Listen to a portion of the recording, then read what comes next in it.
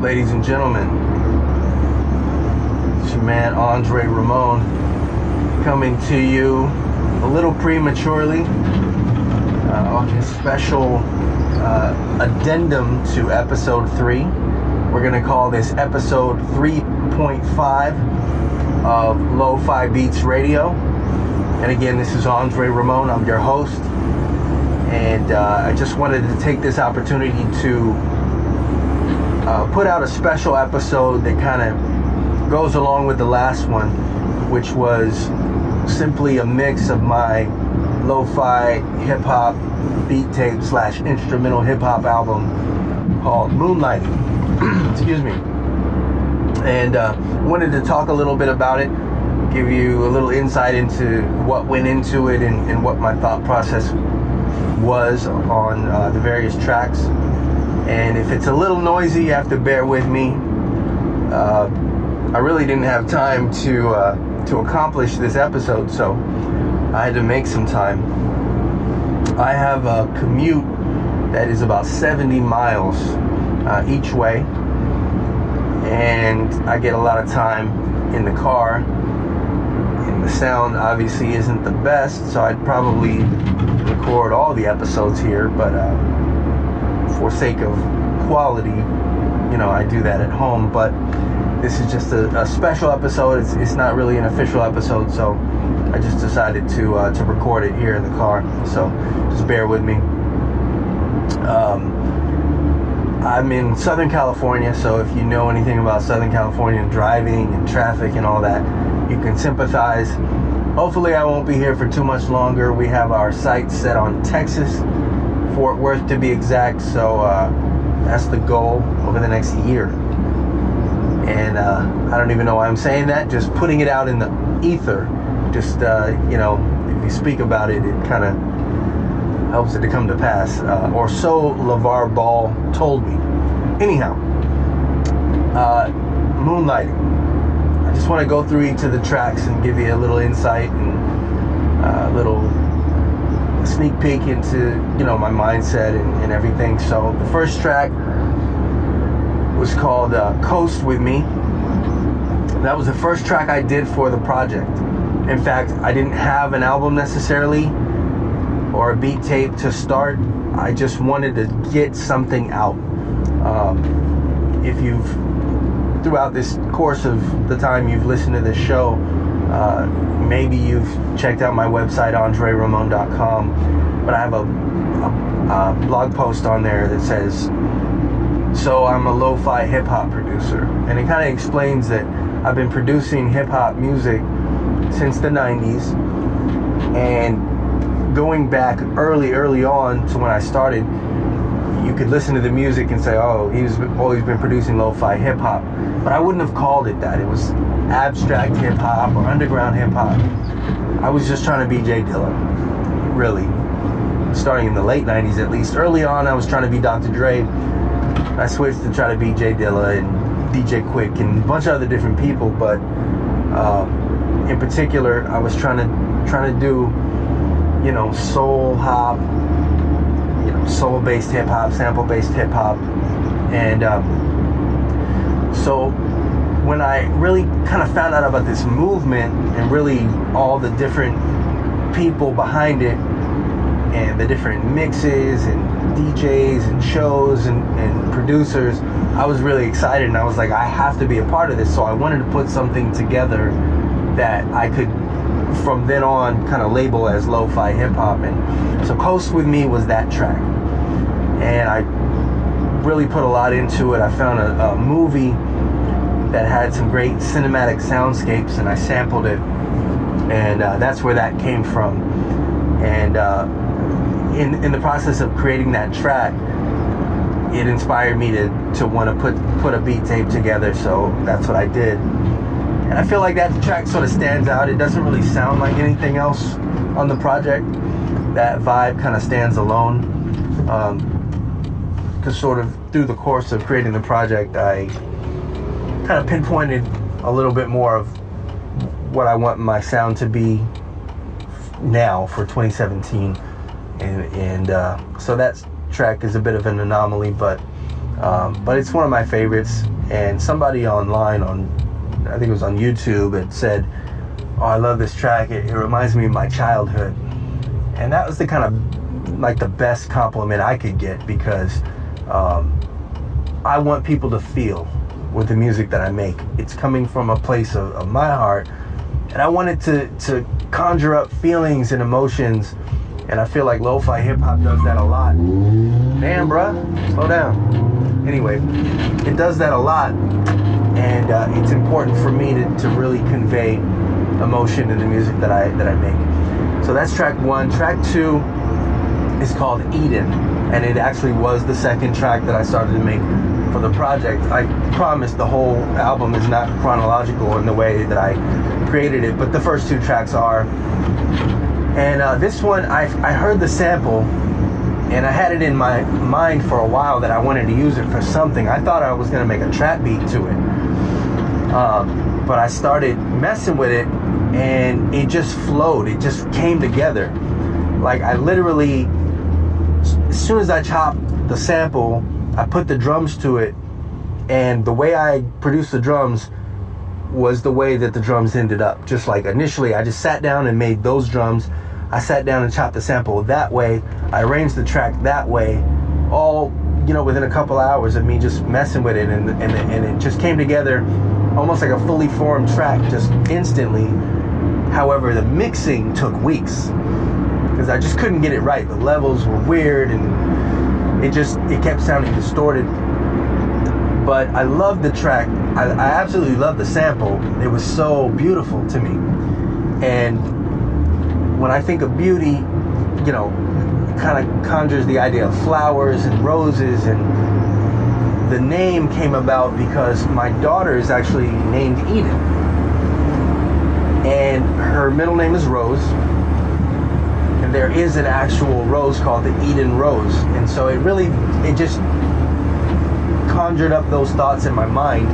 And so early on, when I was creating the track, I just had that idea in my head, and she happened to be walking by while I was working on it one day, and I was like, "Hey, come here, Eden, check this out." She listens to my beats. She always does. She has an opinion on everything, and she is really into it, and she wants to make beats herself. But I let her listen to it, and she was like, "Oh, that's really cool." And I was like, "You know what I'm going to call it?" She was like, "No, what?" I was like, "Eden." And her face lit up. And that wasn't Daddy saying, "I'm going to make a track and name it after my daughter." It really was more organic than that. That's what the track name was going to be. It just was. And it happened to work out that it was something that, that she really appreciated and liked. Although she's probably sick of the track by now, as much as she had to hear it during the mixing process. We even went on a little trip as a family, and a road trip, and it's playing, constantly. So she probably kind of got sick of that, but it is what it is. Track 3 is called The Hero and the Coward. And actually, now that I think about it, it kind of was the third track. Kind of not, because I started messing with that sample and those drums. Actually, I take that back. I had some different drums that were more of a trap beat, because it really was. It still kind of is a trap beat, but it was more traditional, kind of what's popping right now, like some Metro Boomin type stuff. And I had messed with it kind of as a skeleton, I think even before I started this whole project, but came back to it once I started the project. So really, as far as me arranging it and coming up with the drums that I ultimately came up with, yeah, that was the third track in the process. And I sort of pulled back from the way it sounded initially, because I didn't want it to be a track that sounded like somebody should be creating a full song to it. I wanted it to have a trap vibe to it, but still feel lo-fi. So I use the, if any producers are out there that make lo-fi hip-hop, you know about the unstable plugin, which coincidentally is very unstable on my system. It crashes my computer all the time, or rather FL Studio, which is what I use to make music. But that's the plugin I use to get that sort of distorted sound on the sample, to make it sound like a warped record, which I love that plugin, even though it gives me hell. Anyway, so that's kind of the way the music came together, and I just heard vocals on it. I had the vocals that I ended up using. Obviously, I didn't make a full vocal song, but I wanted to incorporate some of those vocals, and that's me, if you didn't know, rapping on there from a track that I did years back, maybe a good 5 years back, for a project that was surrounding these boxers, these brothers that were boxers, the Evangelou brothers. And if you go on Spotify or Google Play or whatever, you'll know what track I'm talking about. You can hear it. It's on there. But it's a track that I did called Boom, and I did it for that project, for those boxers. They were a couple of brothers who were boxers out of the UK, and they wanted like a mixtape to go along with their boxing performances or whatever. So anyway, so I used some of that. I used the hook and some of the lyrics for it, and just fit. And then I found the sample of Customato, who's a famous trainer, very well known for having trained and discovered Mike Tyson. I just loved what he was saying about the hero and the coward, and sort of the thin line between the two. So I incorporated that into the song. That's pretty much it for that one. Next up, we have Sadlands. Sadlands comes from a track that I created called Moon Park, which you can hear on my SoundCloud page. I created a track for this contest, this lo-fi contest, and I submitted it, and nothing came of it. So I was like, I'm not wasting this, I want to use it. And the track had this breakdown in it that I ultimately used as the main, riff for the Sadlands track, and I just played some piano over top of it and added some different drums, and that's really a snare and a really pitched, a low-pitched snap, like a finger snap on there. And really the inspiration behind that is it just felt like, initially the inspiration came from Moon Park. Moon Park was a place that I used to go to growing up in Anaheim, a place called Brookhurst Park, where they had designed it to look like you're on the moon. There's craters and tunnels. It was really dope, like the best park you can imagine as a kid. And so I would go there, and it's sort of a nostalgic thing. But what I didn't know growing up is that it was an iconic place for skaters. Skaters would go and they would do tricks off of the side of the craters and all that kind of stuff. It's really well known, and they used to call it Sadlands. And Sadlands sort of fits with sort of the nostalgic feeling of the track, because when you think about childhood and things of a nostalgic nature, it could be a little sad, a little bittersweet, because you love those memories, but kind of sad that part of your life is gone. So it just felt right to call it Sadlands, because it just conjured up that imagery for me and that era of my childhood. So that's Sadlands. Next up is Harlem. Harlem is a track that predates this project, so it wasn't for this project. It was actually a different track that I was gonna rap to, and it had fuller drums. It was different, but the sample was the same, and the main sample and some of the percussion samples that I used in there were the same. So I basically made a track out of an existing track, and that one really kind of felt nostalgic as well, a little bit. And when I was creating the song that I was going to rap to, it had to do with dreams, and that's why you can hear the Common sample there where he's saying dreams. I kept that in there, and it also included a sample from Langston Hughes. He's got a poem called Harlem where he talks about what happens to a dream deferred. And so when I created the track, the Langston Hughes sample, I titled Harlem. And so when it came time for this project, when I was recreating the track or creating a new track out of an existing one, I was trying to think of what to call it, and that the word Harlem came to mind, which also felt like Harlem. I had a chance to go to New York back in 2010, I believe it was, for a music project. I was working with a team at the time, and it was an artist that we were working with who had a showcase, and I went out and helped out with that. And my manager at the time, Kyle, he happened to live in Harlem, and so that's where we stayed, at his house in Harlem, and I really enjoyed it. I love the idea of the history of Harlem and what it means, especially for the black experience in America.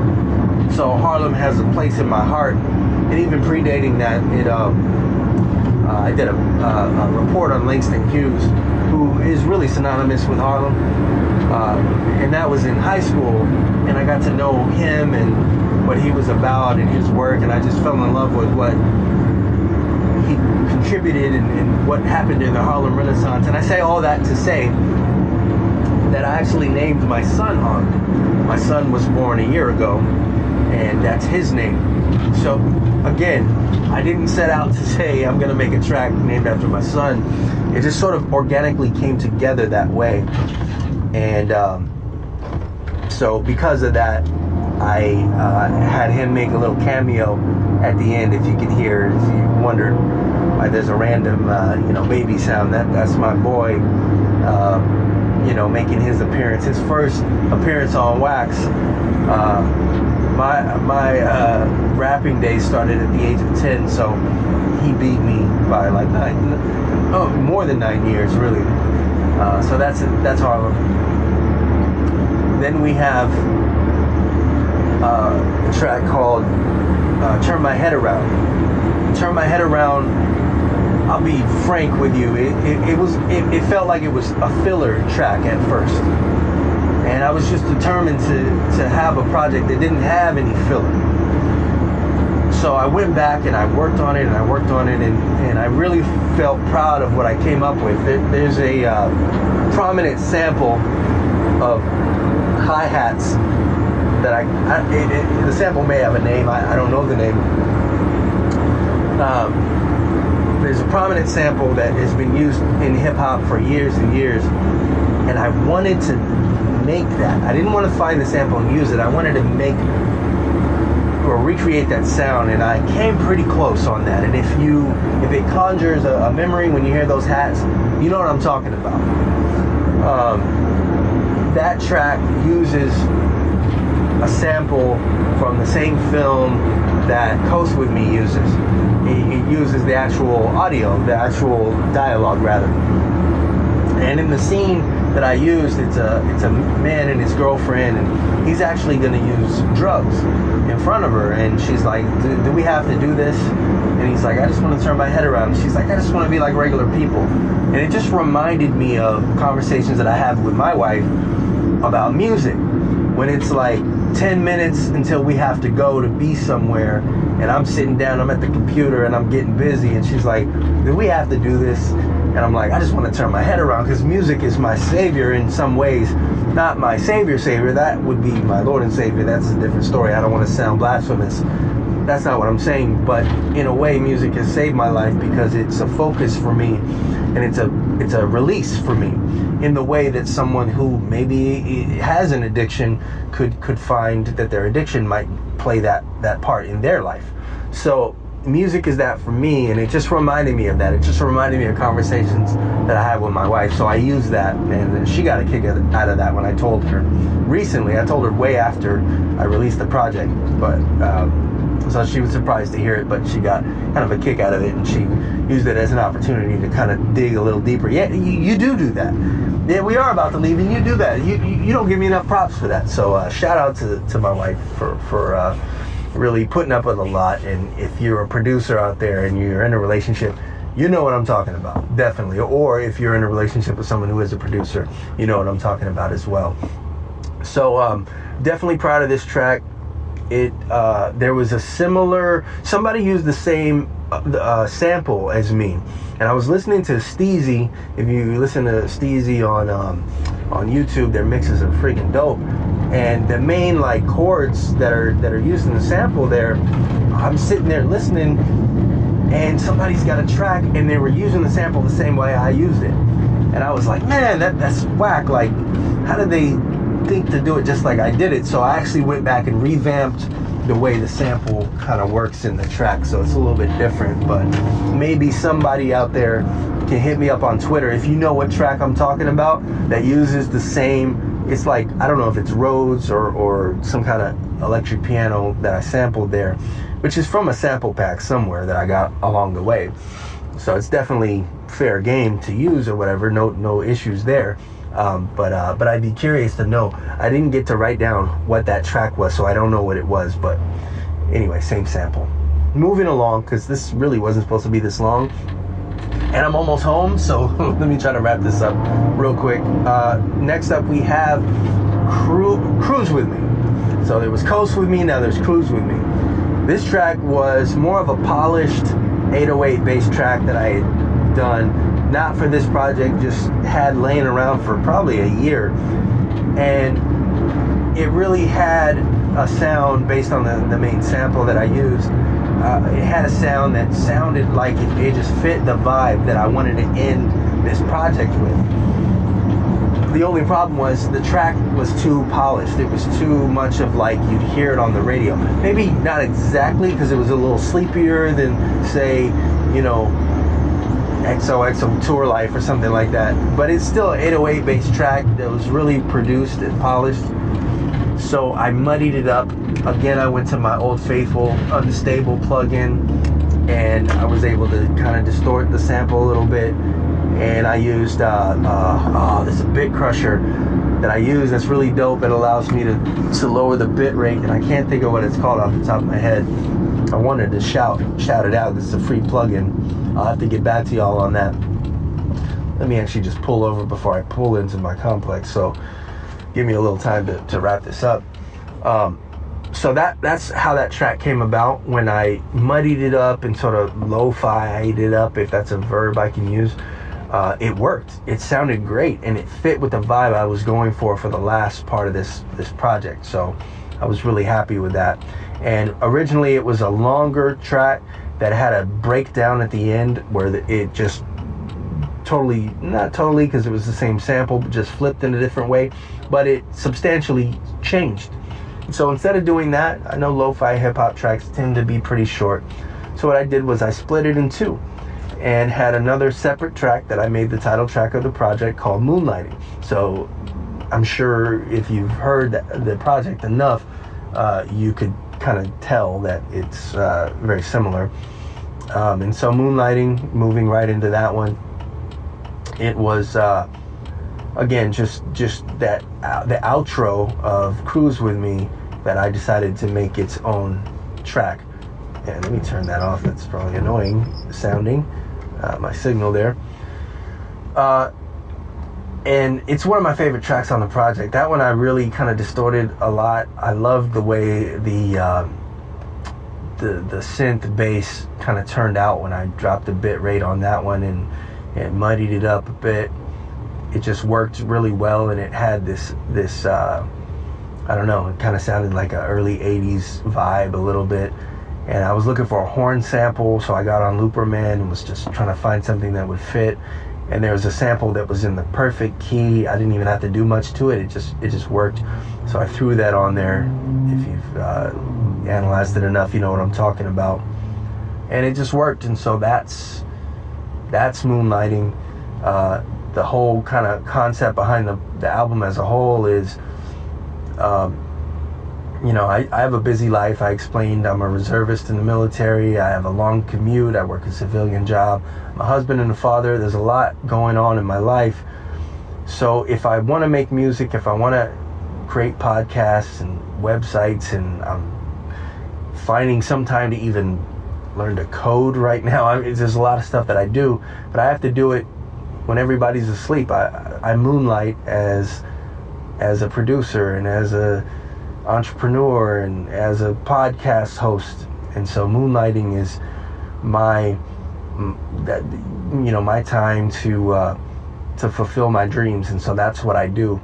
And it's really a world that I've kind of created for myself. Everybody's knocked out, and here I am just grinding. And I really, the visual, if you've seen the album cover, a visual of like the balloons and the night sky, that's me. Like, I'm up there with an MPC and a laptop, man. That's where I'm getting busy, like in my head at least.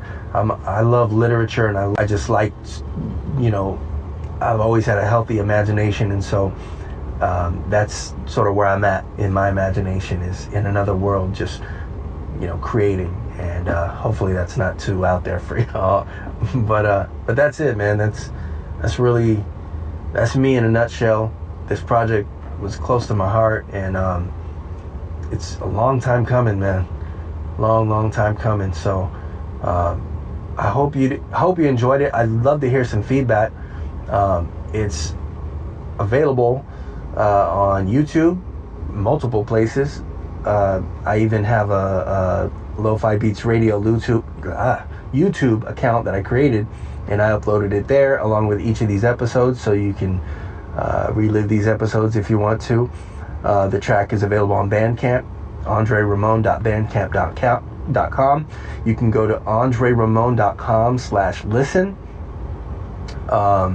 There's some other folks who have shared the music, and I'll save that because I don't have all that info handy, as well as some shout outs that I need to make real quick, though I will do some shout outs, but everything else I'll save for the next regular episode, because again, I'm sitting in my car on the side of the road, and it's just, I don't have everything handy.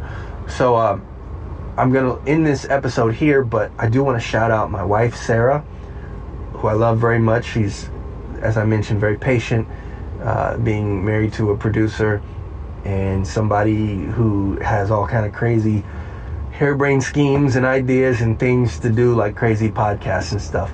And she's very supportive. She's my number one supporter, and I appreciate that. My kids, Harlem and Eden, who I love very much, who have inspired me to create this project. Shout out to y'all. I couldn't be more blessed. I honestly am just immensely blessed with an amazing family. My mom, who has always been my biggest fan, my biggest yes man, as I call her.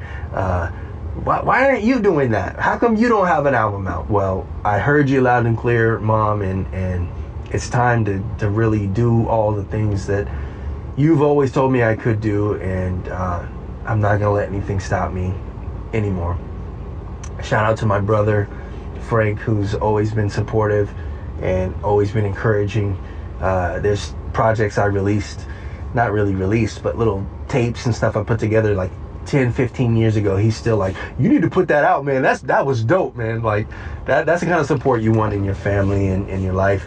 And then also I want to shout out my brother-in-law Dorian, who, when I put this project out, he didn't know I was putting something out. We used to rap together back in the day. Anyway, he didn't know I was putting something out, and he saw that I put it out, and he was just a real voice out there saying, yo, this is really dope. Everybody check this out. He was sharing it. I appreciate that kind of stuff, because I make music. I don't know who's gonna like it or where it's gonna go, but when people gravitate to it and they really appreciate it, that means a lot to me. So definitely shout out to him. There may be some folks that I'm missing, but that's about it for now. I'm gonna catch y'all on the next episode. God bless you as always, and I'll talk to you just in a couple of days when the new regular episode is out.